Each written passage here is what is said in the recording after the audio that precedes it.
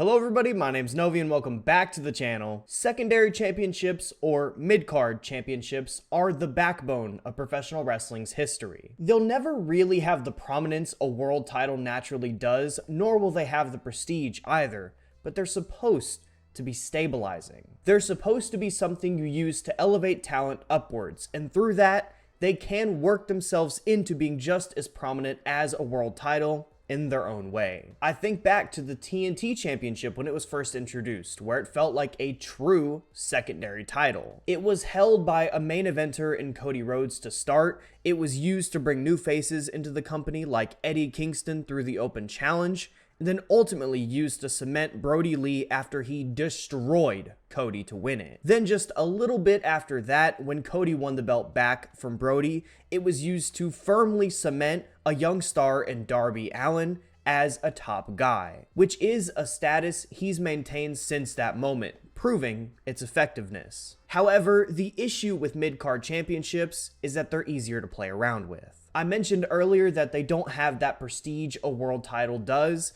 so it allows bookers to get away with putting these kind of championships on pretty much anybody. That can be very exciting, and it could lead to some really cool champions from time to time. But in some cases, it can destroy the belt's credibility long term. Something the TNT Championship is still struggling with to this point actually, effectively taking away that backbone quality it's supposed to have. Luckily enough, the TNT title isn't the only singles championship in AEW, there's a couple others too. And today, I want to go over each of them, talking about their status overall, good and bad. Before we do, however, make sure to leave a like on this video and subscribe to the channel, where we're always talking graps. Now, we might as well jump right back into the TNT Championship conversation since we went over it a bit already. Specifically, I mentioned the belt struggling for credibility, and I think that traces all the way back to 2022, where we saw it passed around between Cody Rhodes, Sammy Guevara, and Scorpio Sky 5 different times in 210 total days. That's not the most insane stat line ever on paper, but when you consider how Sammy first won the championship to kick this all off, defeating the Redeemer, Miro, a character a lot of the audience loved, and one I remember having a lot of juice left in it as champion. Plus, you have to consider that the Sammy Scorpio feud was defined by American Top Team, one of the worst ever acts to exist on AEW TV. And of course, a complete lack of direction for both guys when they were champion. The latter being something we would continue to see for future TNT champions like Wardlow a couple times over, and the worst offender on this front, Powerhouse Hobbs. Things would change, however, when Luchasaurus became champ, as it would kick off the father of TNT's, Christian Cage's run as champion. He wasn't really champ for 100 Days of the Reign, that was technically Kill Switch, as he would call him, but the title was on Christian's shoulder the whole time, and I'm calling balls and strikes. Jokes aside, Christian did some of the best TV work AEW would see over that stretch pretty handedly. So good, in fact, that I made a full video talking about it way back when, titled Christian Cage Saved the TNT Championship. The title is accurate too, because he really did. He restored a prominence to the title that hadn't been seen since Miro 2 years prior. He performed a damn miracle in all honesty, and it paid off to the highest degree when eventually Adam Copeland really took hold of the title. I say really like that because Cope had won the title before for just over 3 minutes until Christian Cage convinced Killswitch to hand him over a contract for a shot at the title to him, which he used to win it back. Putting that incredible sequence of events to the side, however, Copeland would continue to restore this belt to a pretty high level. He did this mostly through a return to what this title was originally built on: TV matches. In his 70 days as champion, Copeland would wrestle almost weekly on Dynamite and Collision, working names like Matt Cardona, Buddy Matthews, and Kyle O'Reilly. Things were going so well, right up until he decided to jump off a steel cage feet first. Looking back at the footage, it's clear he just didn't commit to the fall whenever he jumped. I probably could have told him that wasn't going to end well, but Regardless, it forced him to vacate. Everything I've mentioned up to this point plays a role because it tells the story of a championship rising again after a pretty long fall. However, even while mentioning the flip-flopping or the lack of focus the champions received, this was probably the worst moment in the TNT title's history. You may think I'm saying that because plans for Cope were clearly derailed, momentum was squandered, but no, I'm saying that because it meant AEW would pivot to Jack Perry winning the TNT Championship. Jack was in the midst of a pretty lackluster run as a new member of the Elite, never really feeling like he was worthy of the spot. This reign was a chance to shift that narrative, but instead, it calcified it. Because it was really bad. Well, to be clear, it was bad following the Marco stunt match, which actually ruled. That's an easy match though. I mean, Jack was just kicking ass against a smaller wrestler. That's not an opportunity he was gonna get very often. In the bouts following that, his in-ring was bland, uninspired.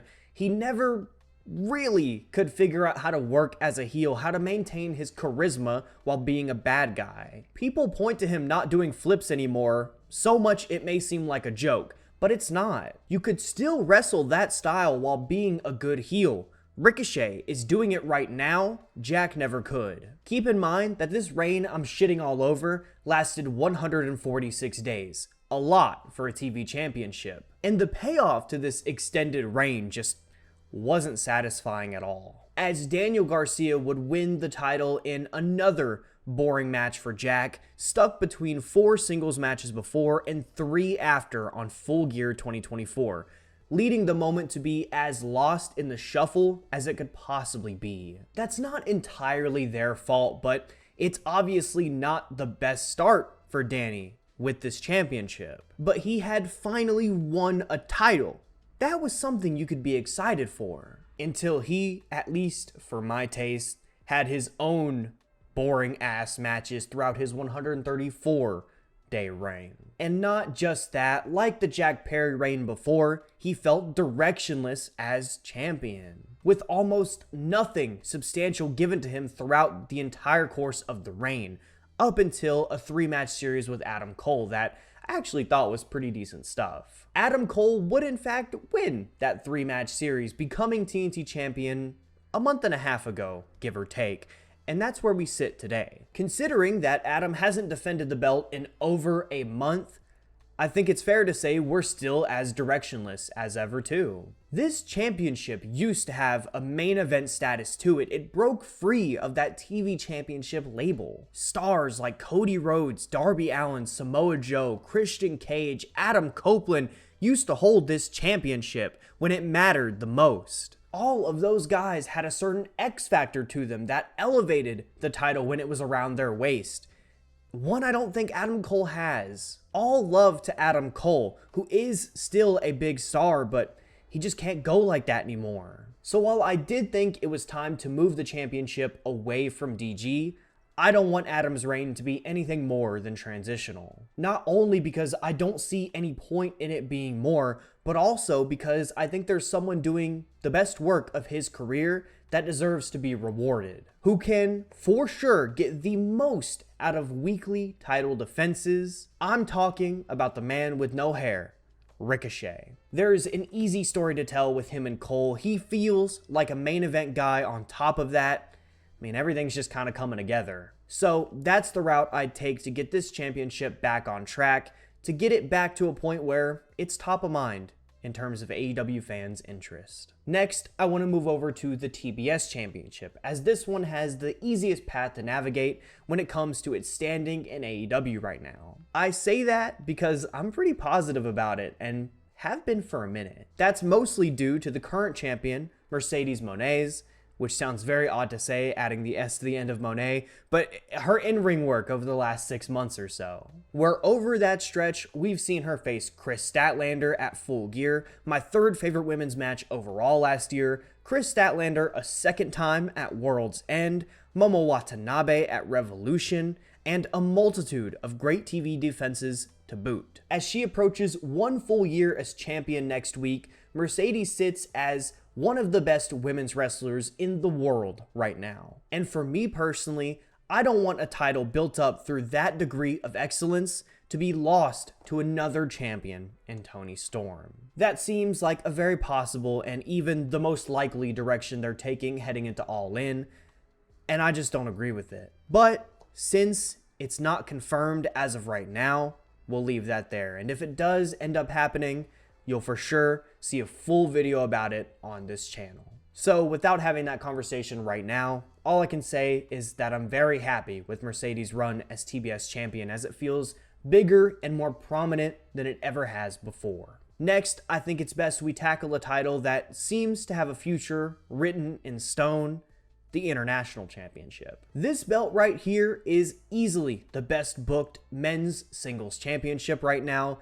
Not that the bar was super high. Of course, the champion plays a major role in that, considering it's Kenny, by God, Forged by Fire Omega, who won it shortly after returning this year in one of my favorite matches of the year against Konosuke Takeshita at Revolution. But it should be said that even before that point, even before his victory, things were going pretty well with this championship, as there had never really been a reign I thought was bad or a champion that I felt was undeserving. I mean, the closest I got to either of those emotions was Roderick Strong's reign, mostly because he didn't defend it nearly as many times as I would have wanted him to.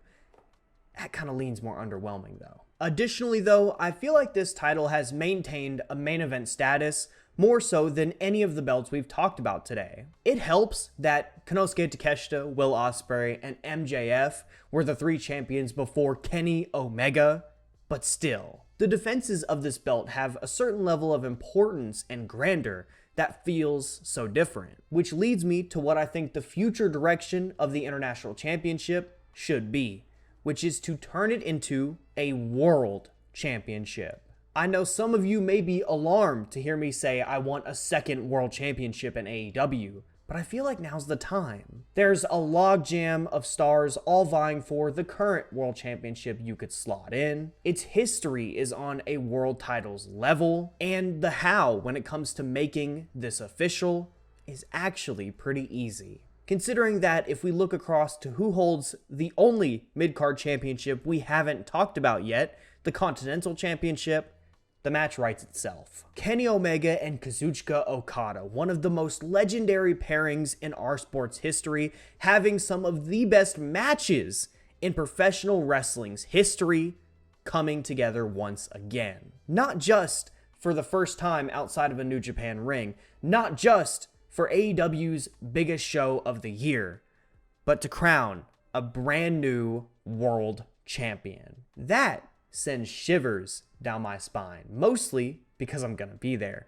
but also because I love this idea. I'm not gonna claim to have come up with it. I've definitely just seen this circling around like most other people have, but credit to whoever did, because it just makes sense. Sometimes things just do that, and it's best to stay the course. It's best to do the most obvious thing. The International Championship and even the Continental Championship have both been great throughout their runs, and I want them to use that greatness to fuel something that could be even greater come this summer. But with that said, that'll do it for the video, everybody. I hope you all enjoyed. If you did, make sure to leave a like down below. While you're there, don't forget to comment with your thoughts on any of the ideas I came up with here, with your thoughts on any of the mid-card championships, whatever you'd like. Make sure to comment, and also don't forget to subscribe to the channel, where we're always talking grabs. Thank you all so much for watching. It's been Novi. I hope to see you on Wednesday at 6:30 p.m. EST for the AEW Dynamite pre-show. I hope to see you